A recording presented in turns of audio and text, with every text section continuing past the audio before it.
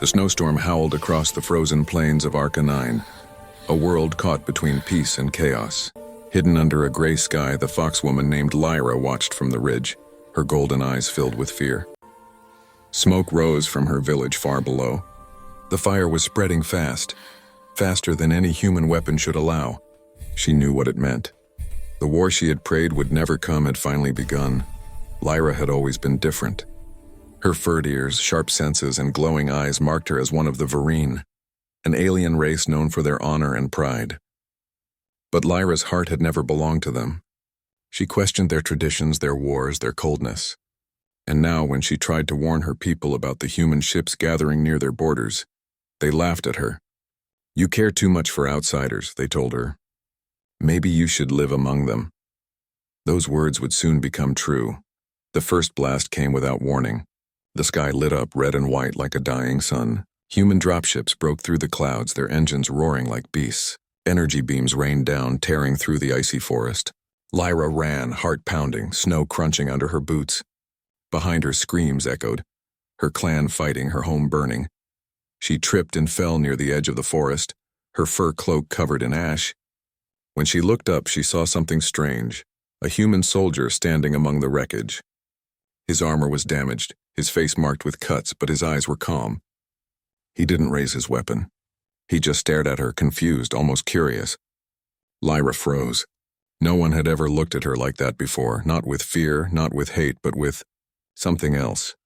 Before she could move, another explosion ripped the ground apart. The soldier shielded her, throwing himself over her as the blast hit nearby. The shock wave knocked them both into the snow.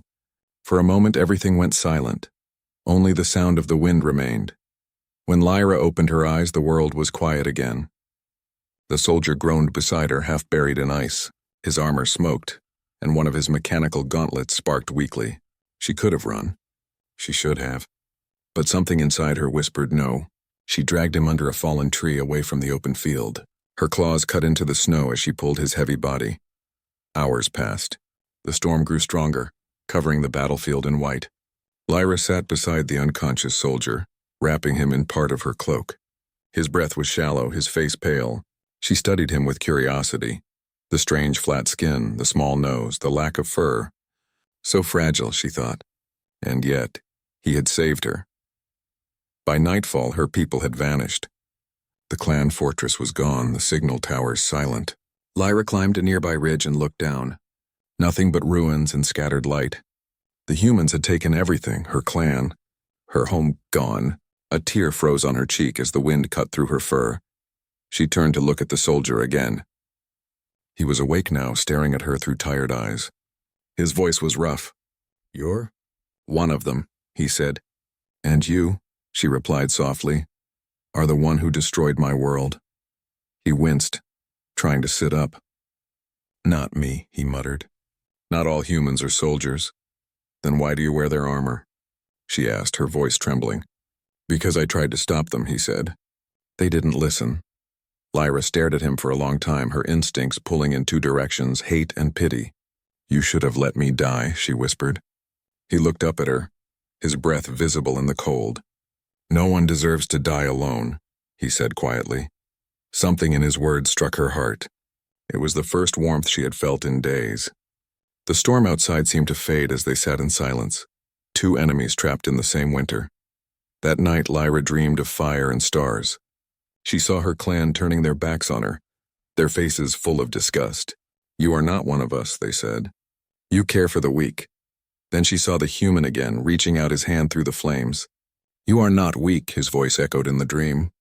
"You just need someone to believe in you." When Lyra woke, dawn light broke through the mist.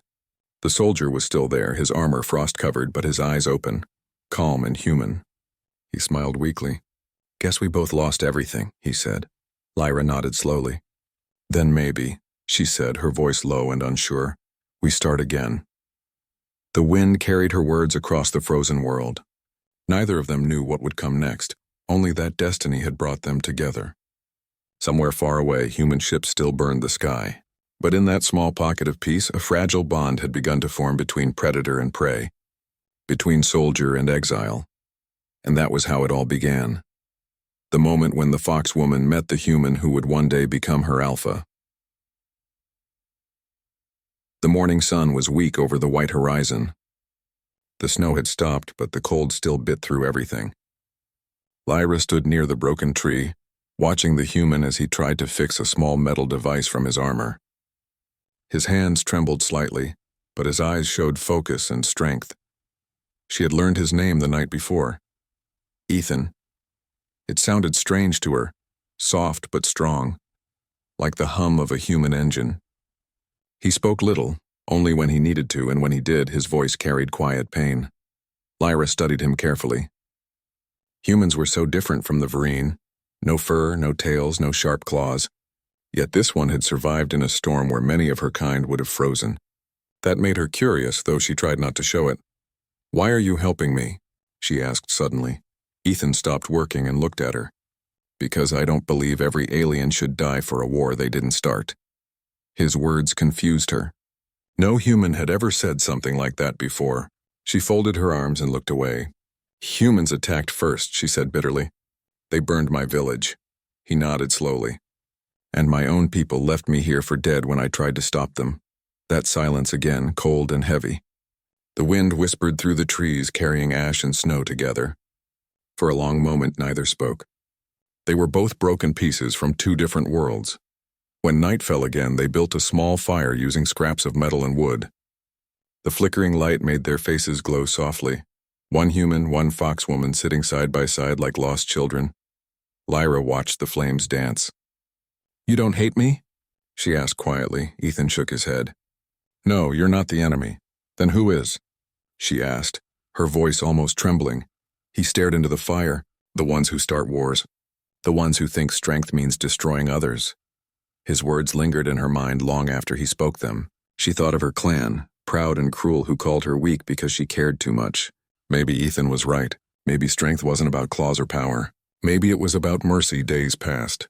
Together they moved through the frozen forest, searching for food and shelter. Lyra hunted small creatures with her sharp senses, while Ethan used his damaged scanner to detect heat and hidden caves. Slowly they learned to trust each other, a human soldier and an alien exile. One afternoon, as they crossed a frozen river, Ethan suddenly stopped. His scanner beeped faintly. He frowned. Movement. 5 clicks north, Lyra's ears twitched. She smelled something on the wind. Metal, smoke, and something worse. Her eyes narrowed. "Not human," she whispered. "Vereen hunters." Her heart started to race. The same warriors who had cast her out were now hunting survivors, to kill anyone who had seen the defeat. Ethan gripped his weapon tightly, though it sparked and hissed with damaged circuits. "We need to move," he said. But Lyra stood still, frozen by more than fear. "They're my clan," she said softly. "They will kill me on sight." He turned to her, eyes serious. "Then I'll stand between you and them." She looked at him in shock. "You would fight your own kind for me?" "I already did," he said simply. "What's one more war?" The sound of engines grew louder. Shadows moved between the trees. Lyra grabbed Ethan's hand and pulled him toward a cave hidden under the frozen cliffs. They hid there, pressed close together as the hunters passed overhead. Her heart pounded in her chest, and she could feel his heartbeat too. Steady, calm, human. When the noise faded, Lyra let out a shaky breath. Ethan smiled faintly. "You saved me again," he whispered. She looked away, her cheeks warming despite the cold. "You're heavier than you look," she muttered. For the first time, he laughed. A quiet, real laugh. It made something inside her chest tighten.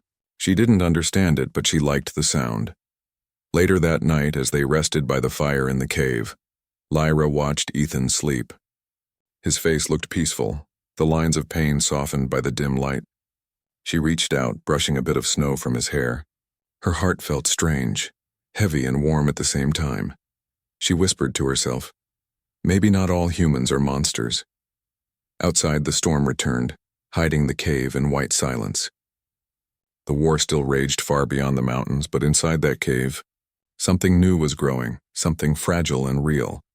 In her dreams, Lyra saw herself standing under a bright sky, her people gone, her home destroyed. But beside her stood Ethan, his hand in hers, his eyes steady and kind. She didn't feel weak anymore, she felt alive. When she woke, dawn light touched the snow again. Ethan was already awake, scanning the distance. He looked at her and smiled softly. "We can't stay here forever," he said. "They'll find us eventually." Lyra nodded. "Then we move." He handed her a small piece of his armor. "Keep this," he said. "It's part of my suit's tracker. It might help us find a signal." She took it carefully. "Why give it to me?" "Because I trust you," he said simply. Her golden eyes met his, and for a brief moment she forgot the cold, the pain, the war. She only saw the strange human who refused to leave her behind. They stepped out into the snow together, two souls from different worlds, walking into the unknown. The war might still be waiting, and the hunters might still be near, but for now, they had each other, and that was enough. The snow crunched beneath their feet as Lyra and Ethan moved deeper into the mountains. The air was colder now, the sky pale and lifeless. Behind them, the sound of engines faded into silence. But both of them knew it was not over. The Varine hunters would return. Lyra walked ahead, her sharp ears twitching at every sound. She moved like a shadow, silent and graceful, her orange tail flicking behind her cloak. Ethan followed closely, carrying the last of their supplies. A broken scanner, a weak flashlight, and a small pack of dried food. For hours, neither spoke.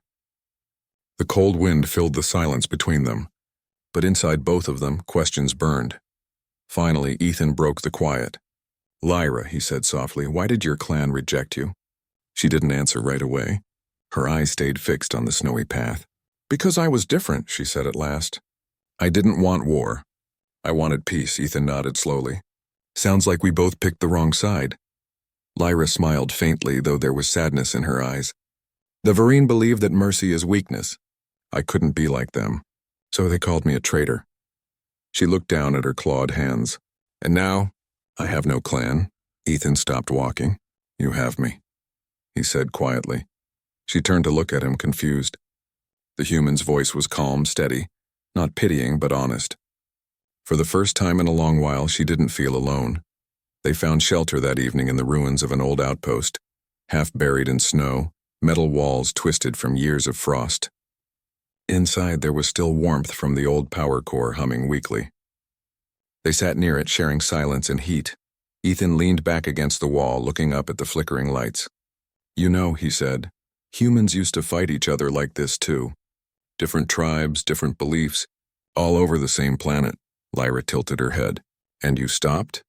He gave a small laugh. "Not really. We just got better at hiding it."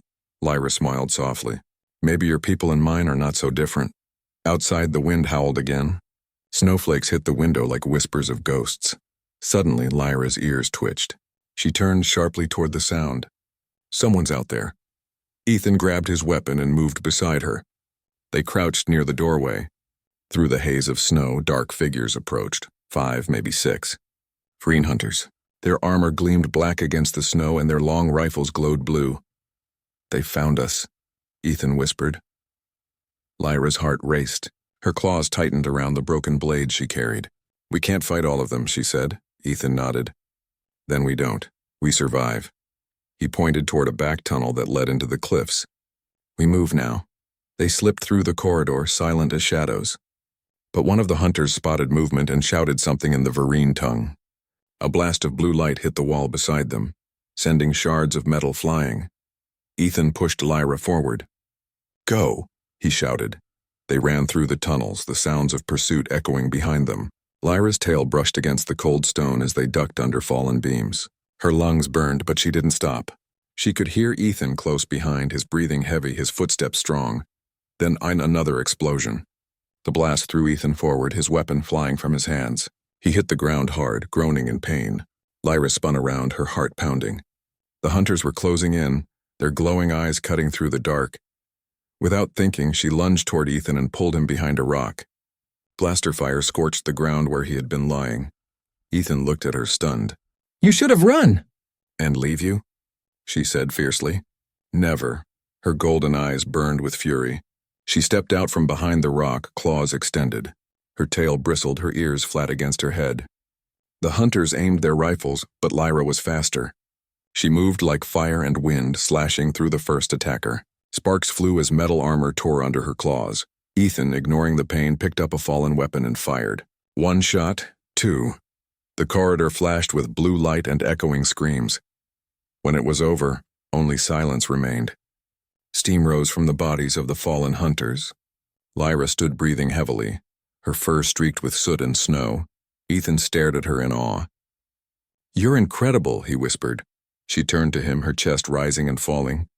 "You're not so weak yourself, human." He laughed quietly, wincing from pain. "Guess we make a good team." Lyra helped him stand. "You're bleeding," she said. "It's nothing," he replied, though his side was red. She tore a piece of cloth from her cloak and wrapped it around him carefully. Her hands trembled slightly as they touched his skin. "You saved me again," she murmured. He looked at her with tired eyes. "No," he said softly. "You saved both of us." For a long time they stood there, two survivors surrounded by silence and death, breathing the same cold air. The war outside didn't matter. The clans didn't matter. Only the bond between them did. When the storm eased, they stepped out of the tunnels into the night. The stars shone above them, brighter than before.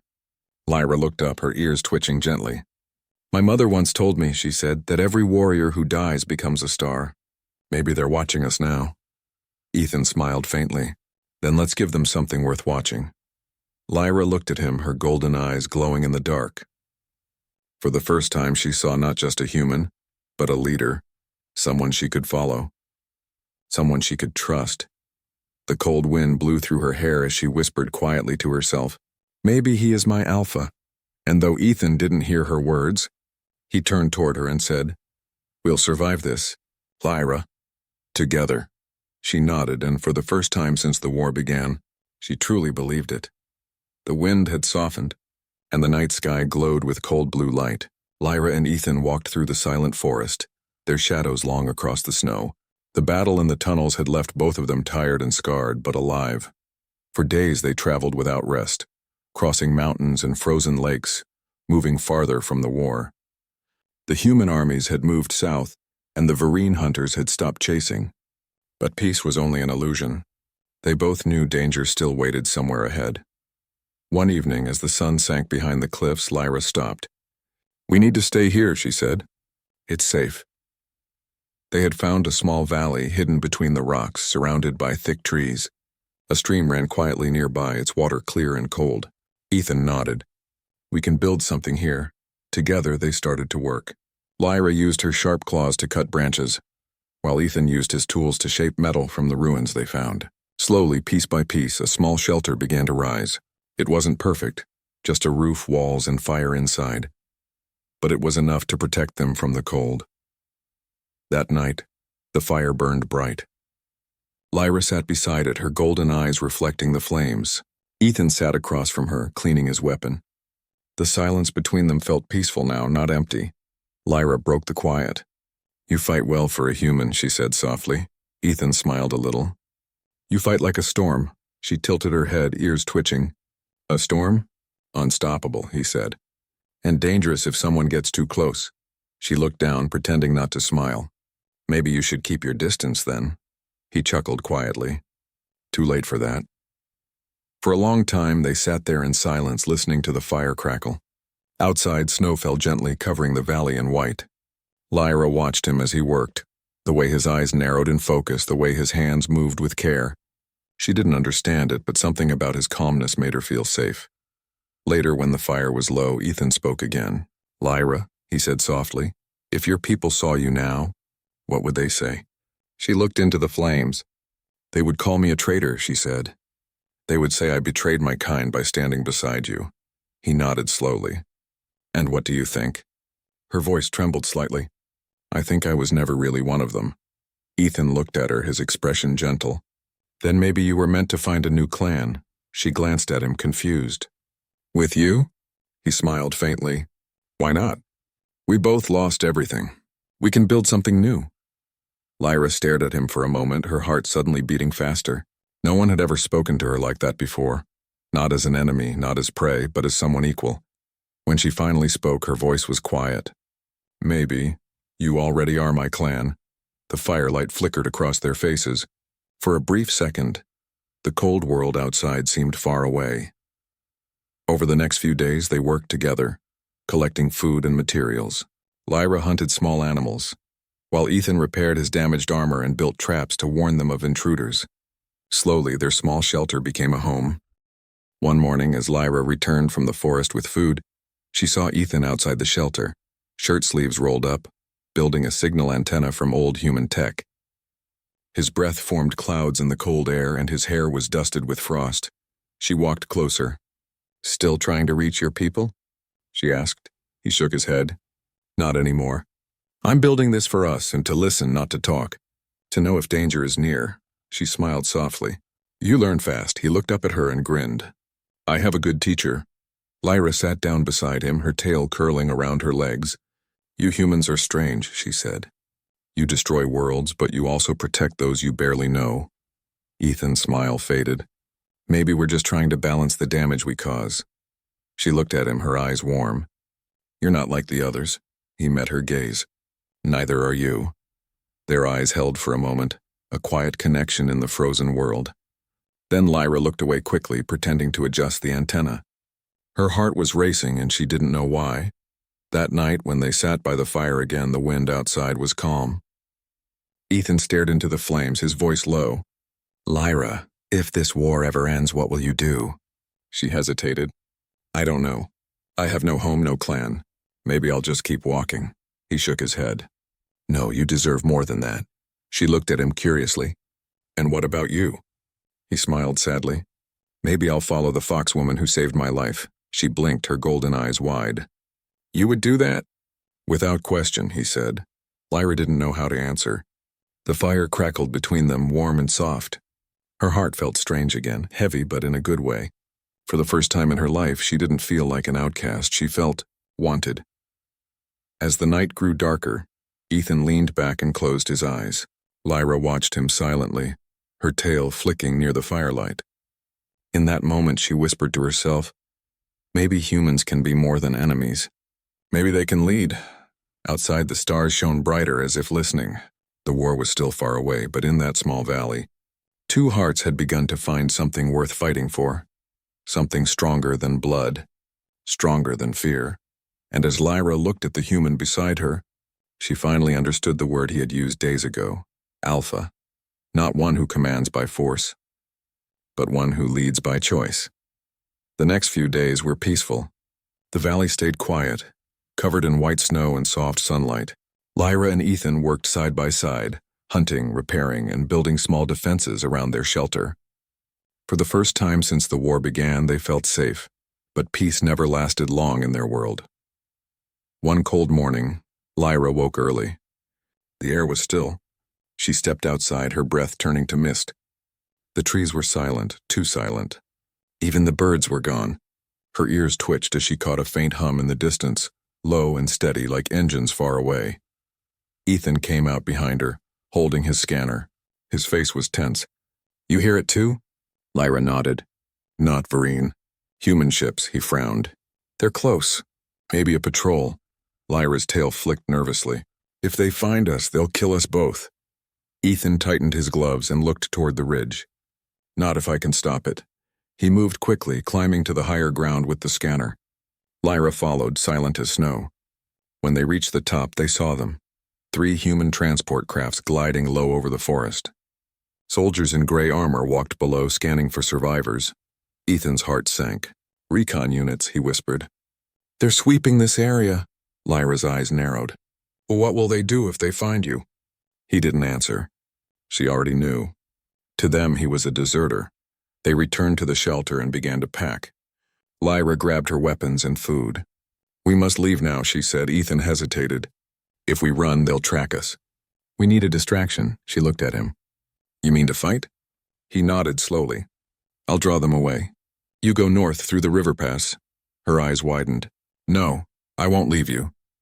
"Lyra," he said firmly, "if they capture you, they'll experiment on you. You have to go." Her claws clenched. "And what about you?" "You'll die." He gave a small, tired smile. "I've died before. I just keep getting up." Lyra shook her head, stepping closer. "No, I won't let you."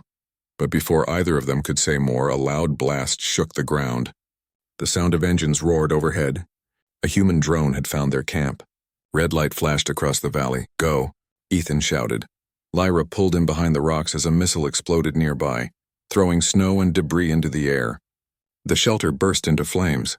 Ethan grabbed his weapon and fired at the drone, hitting one of its wings. It spun out and crashed into the trees. More soldiers appeared from the forest. Blaster fire lit up the snow. Lyra growled, her instincts taking over. She leapt forward, moving faster than any human could see. Her claws slashed through armor, sparks flying in the cold air.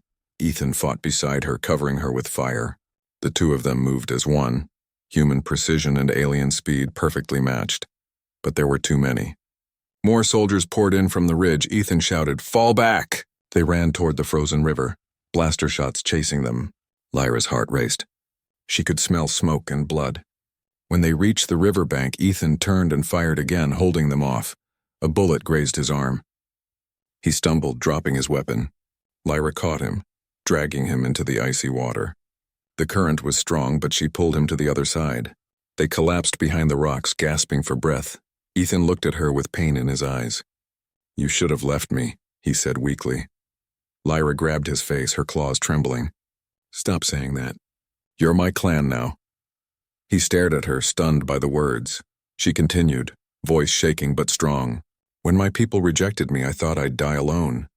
But you gave me a reason to live again. I won't lose you." Ethan's throat tightened. He wanted to speak, but no words came. The sound of explosions echoed behind them as the soldiers destroyed what was left of their camp. Lyra and Ethan hid in the forest until the noise faded. When night fell, they found a cave deep in the cliffs. Inside, Ethan's wound bled through his sleeve. Lyra tore a strip of cloth and tied it around his arm. Her hands shook, but her eyes were steady. He tried to smile. "You're good at this." She looked at him seriously. "I learned from watching you." He laughed weakly, and she felt warmth in her chest.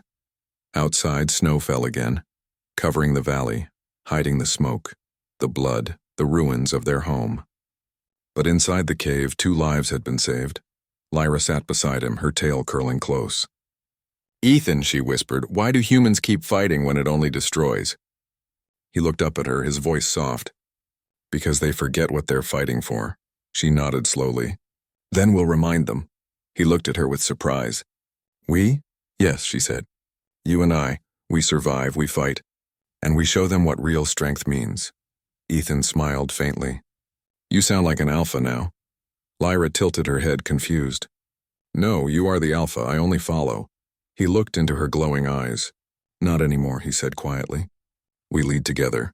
Lyra's heart beat faster. The firelight reflected in her golden eyes as she whispered, "Together." The cave filled with silence. Not fear, not sorrow, but peace. Outside, the snow kept falling, but inside, something powerful had begun to grow. A bond stronger than war, stronger than species. For the first time, they were not just survivors. They were a pack. The days after the attack were hard. The snow never stopped, and the forest seemed to hold its breath. Ethan's wound slowly healed, but the pain in his body was nothing compared to the weight in his heart. Their home was gone, and the world outside was still at war. Lyra stayed close, hunting, guarding, watching over him. She never said it aloud, but she feared losing him more than anything. Each morning when he opened his eyes, she felt a small relief, a reminder that he was still there, still alive. One night, while the wind howled outside the cave, Ethan spoke softly. "We can't hide forever, Lyra. They'll come again. Humans or Vereen, maybe both." She looked at him with calm golden eyes. "Then we stop running," he frowned. "You mean fight?" She nodded slowly. "Fight, yes. But not for revenge. For peace." Her words echoed in the cold air. For a moment, Ethan said nothing. Then he smiled faintly. "You sound like a leader." Lyra tilted her head. "Maybe I learned from one." The next morning, they prepared for what was coming. Ethan repaired his weapon with parts from the fallen drone. Lyra gathered her clan's symbols, an old Vereen crest she had kept hidden since the day they cast her out. She tied it to her arm. "That mark," Ethan said quietly. "Your clan's sign?" "Yes," she said. "It means exile, but now it means freedom." They both knew this would be their last stand. Human patrols had grown closer each day, and Vereen scouts were searching the borders for survivors. The two sides were hunting each other, blind to the truth that they were the same, broken, desperate, and afraid. Ethan looked at Lyra. "If we die today," she stopped him with a small smile, "then we die as one." By noon they heard the hum of engines again, this time louder, closer. The snow around them shook as ships passed overhead. Ethan climbed to the ridge, watching as both human soldiers and Vereen warriors approached the same valley from opposite sides. He cursed under his breath. "They're going to clash here. A full battle." Lyra's ears lowered. "They will destroy everything." He turned to her, eyes sharp. "Then we stop them before they start." "How?" she asked softly. "By making them see," he said. Lyra looked at him, not understanding, until he removed his armor's insignia and stepped forward into the open. "You'll be killed!" she cried. "Not if they listen," he said. Before she could stop him, Ethan walked into the valley. The snow crunched under his boots as soldiers and Vereen hunters froze, weapons aimed. Lyra's heart pounded as she followed, her tail flicking in fear and courage. Ethan raised his hands. "Enough!" he shouted. His voice carried across the frozen field. "You're fighting for ashes! Look around you, nothing is left. Not victory, not honor, just death." The humans hesitated. The Vereen snarled, confused by the sight of one of their own kind standing beside a human. Lyra stepped beside him, her fur catching the light. "You call us enemies," she said loudly. "But this human saved me when my own people left me to die. He protected me when no one else would." A murmur spread through the soldiers. Ethan continued, "We can keep killing each other, or we can choose something better. This war ends with us, right here, right now." For a long moment there was only silence. Snow fell between the two armies. Then one human commander lowered his weapon. A Vereen warrior did the same. Slowly others followed. The sound of weapons dropping echoed through the valley. Lyra's breath caught. "It's working," she whispered. Ethan's knees weakened from exhaustion, but Lyra caught him before he fell. The light around them changed as the clouds parted, revealing the sun for the first time in months. He looked at her with a tired smile. "See, peace." Tears shimmered in her eyes. "You did it," she whispered. "You are the alpha who leads by heart, not by power." He shook his head slowly. "No, Lyra, we did it." She held his face gently, her golden eyes soft and full of warmth. "Then we lead together." Weeks later, the snow began to melt. The valley turned quiet again, but not from war, from peace. Humans and Vereen had begun to rebuild small camps, sharing food and medicine. At the center of it all stood Lyra and Ethan, side by side. They had become something more than legend, a symbol of unity between two worlds. Children, both human and Vereen, would one day hear their story, of a fox woman who was rejected by her clan, and a human soldier who refused to see her as an enemy. And together, they became something greater. Under the fading sunset, Lyra looked at Ethan, her voice soft but strong. "You said once that no one deserves to die alone." "You were right," he smiled, looking at her, "and no one deserves to live alone either." They stood together, watching the last light of the sun fade behind the snowy peaks. The war was over. The pain, the hate, the fear, then all washed away in that golden light. Ethan reached out and held her hand. Lyra's tail swayed gently in the cold breeze. For the first time, both of them felt whole. The human and the fox woman, the alpha and his mate, had finally found peace.